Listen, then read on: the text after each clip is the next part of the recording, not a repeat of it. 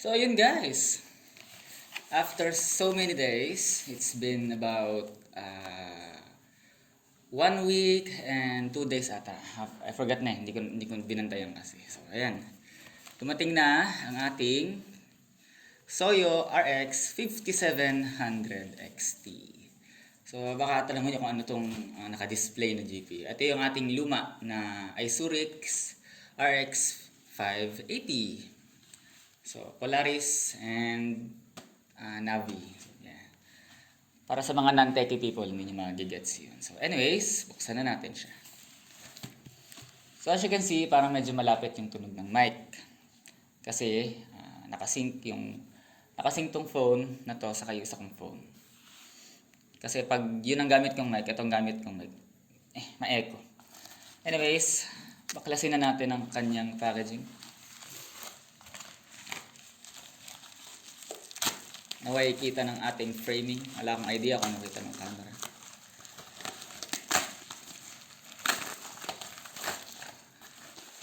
Ayan na siya guys. Galing to ng Lazada, Bundle and Save. Ito yung pinagbilang ko. Ayan siya. I forgot the price, pero ayan siya. Ipa-flash ko na lang sa screen. And then, gumamit na lang kayo ng voucher para bumaba.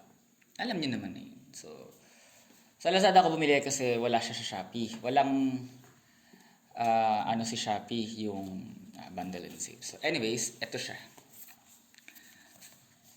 So the Soyo Monarch Dragon gaming graphics card. You know how it is. Ito yung likod. Ito yung ilalim. Ito yung taas. As you can see, wala siyang damage. Walang kung ano-ano. Ano dito konti. Pero napipilang siguro siya. Anyways, buksan na natin yung GPU. So, let's break the seal. Ayan. Nakatanggal na ang seal. And then, ito siya. Naway hindi mahulog yung GPU.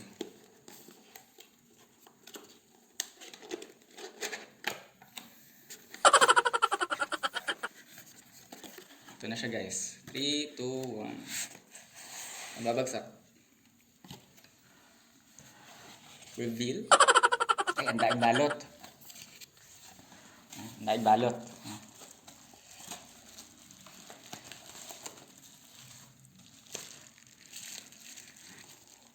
Ito siya.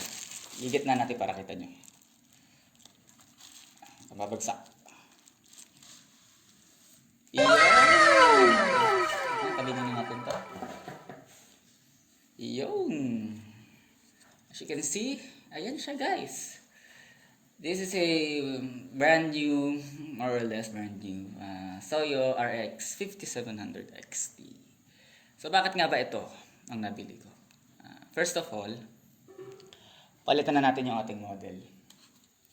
Nandito to kasi gagawa din ako ng video kung paano magbaklas ng GPU, saka kung paano mag-repaste ng GPU. Huwag kang tutumba.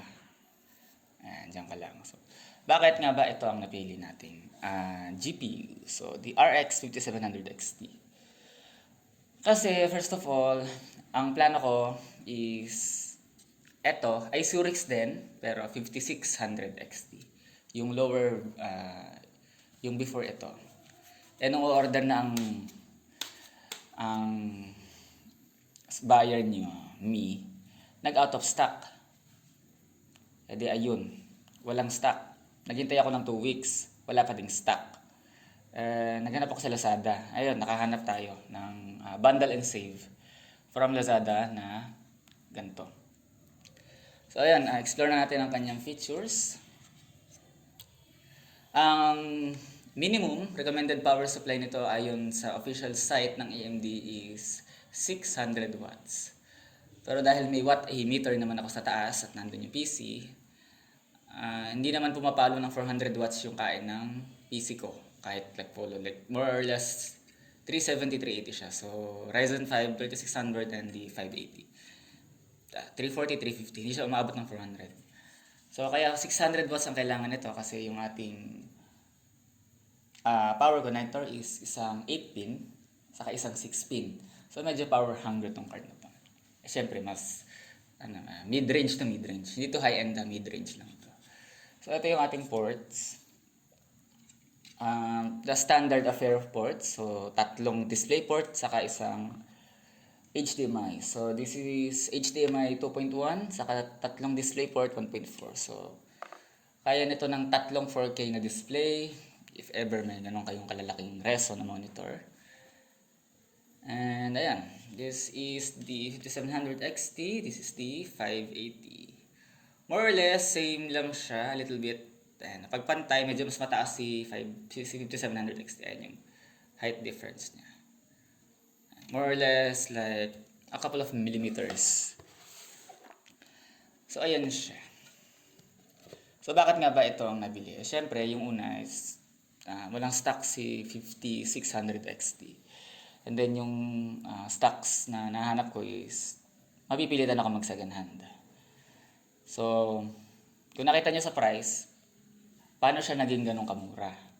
First of all, ang ginagawa kasi ng Soyo, pag ginoogle nyo yan, wag kay ChatGPT, wag kay Gemini, i-google nyo mismo, hanap kayo forums, kung paano nila nagagawang mag-ano ng gantong kababa kumpara mo sa MSRP. Kasi mga below MSRP ito. So, ang ginagawa kasi ni Soyo, ay Zurich, Soyo, at marami pang ibang Chinese off-brand GPUs, ay magsasalvage sila ng mga working die, yung mga matitino, working GPU die, yung pinaka-cheap. Ito ang picture ng, ayan. Naka-flash yan sa screen, yung mga picture ng GPU dies.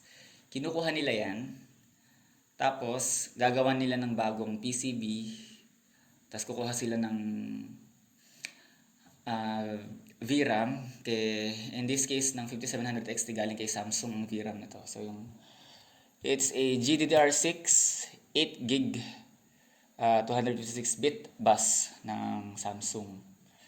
So itong 580 natin is 8GB din, ito ay 8GB din, so hindi ako natalo sa RAM. Yung 5600 kasi 6GB lang. So yeah, this card is aimed for 1080p max or 1440p medium to high settings, depende sa laro. Pero ayan ang itsura ng GPU die, again.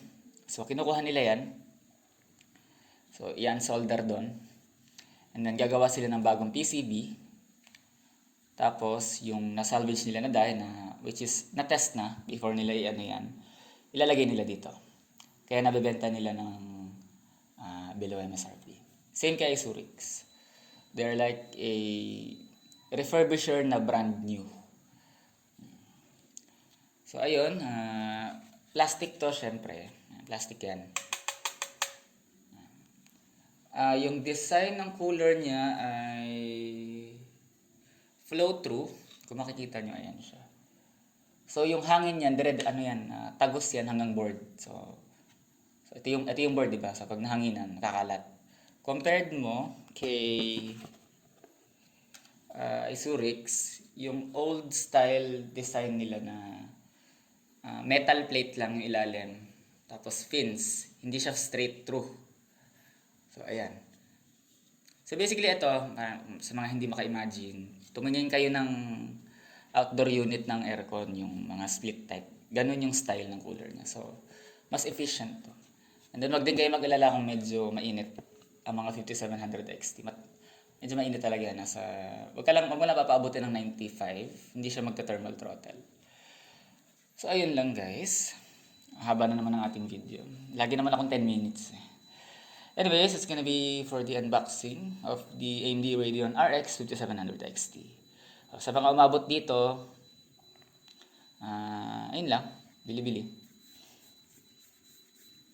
Bye-bye. Oops.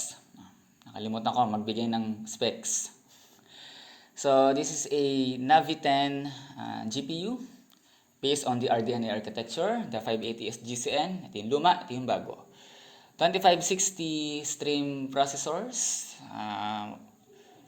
160 TMUs, 60 ROPs, 8GB of GDDR6, and a 256-bit bus. Ayun lang siya guys. Bye-bye.